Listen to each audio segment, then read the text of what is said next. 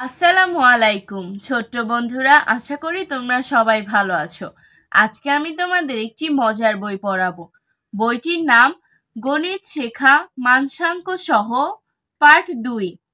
এটি কেজি 1 বা প্রথম শ্রেণীর বই। চলো শুরু করি। বিসমিল্লাহির রহমানির রহিম। পাঠ 5, আরবি শতকিয়া। আলিফ থেকে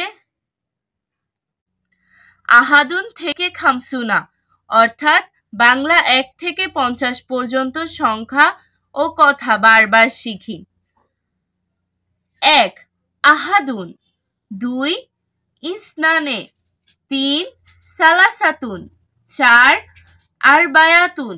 তোমরা এভাবে করে একটি বাংলা সংখ্যার তার আরবি উচ্চারণটা পড়ে নিবে। তোমরা মনোযোগ দিয়ে এগুলো পড়বে, বারবার পড়বে, তাহলে তোমরা আরবি সংখ্যাগুলো শিখে যাবে। আহাদু ওয়া খামসুনা থেকে মিয়াতুন, অর্থাৎ 51 থেকে 100 পর্যন্ত সংখ্যা ও কথায় বারবার শিখি।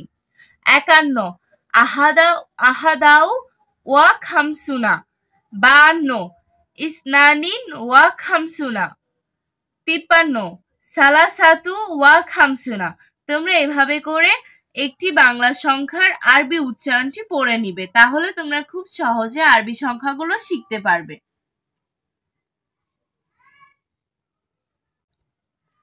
পাঠ 6, 1 থেকে 100 পর্যন্ত সংখ্যাগুলো উল্টো করে গণনা শিখি। 100, 99, 98, 97, 96, 95, 94, 93, 92, 91। প্রথমে আমরা শিখেছিলাম 1 থেকে 100 অবধি সোজা করে গণনা। এখন আমরা শিখছি 100 থেকে 1 অবধি উল্টো করে গণনা। আমি যেভাবে পড়লাম তোমরা ঠিক ওইভাবে উল্টো করে পড়বে, ঠিক আছে? পাঠ 7, রোমান সংখ্যা শিখি। 1 এর রোমান সংখ্যা দেখো কিছুটা এল এর মতো দেখতে। এটাকে আমরা অনেক সময় আই বলতে পারি, এটা আই এর মতো দেখতে, বড় হাতের আই। 2, দুটি বড় হাতের 2, দুটি বড় হাতের আই।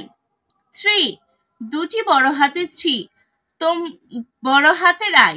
তোমরা এইভাবে করে রোমান সংখ্যাগুলো শিখে নিবে। পাঠ 8, সংখ্যার তুলনা, ছোট ও বড় সংখ্যা নির্ণয়।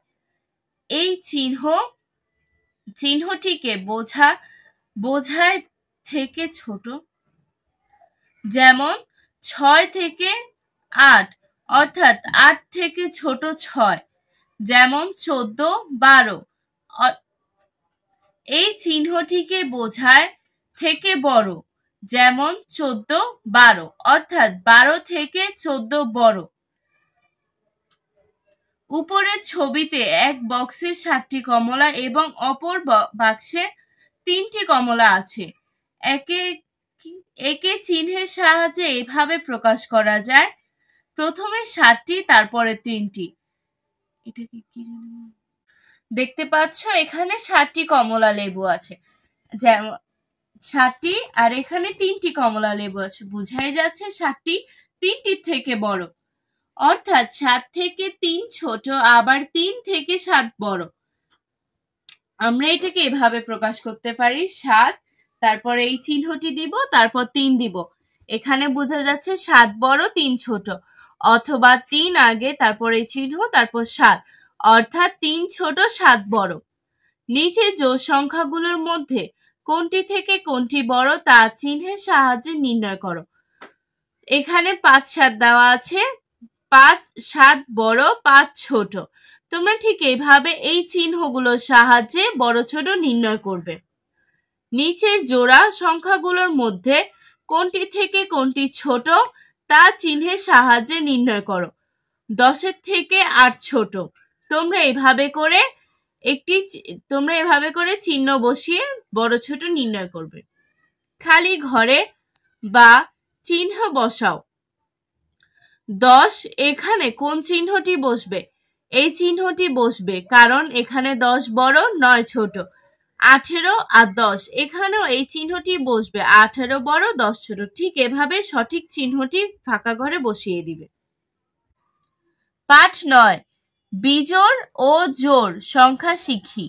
বিজোড় সংখ্যা, কোন সংখ্যাকে 2 দিয়ে ভাগ করলে যদি সংখ্যাটি না মিলে অবশিষ্ট থাকে তবে সেই সংখ্যাটিকে বিজোড় সংখ্যা বলে।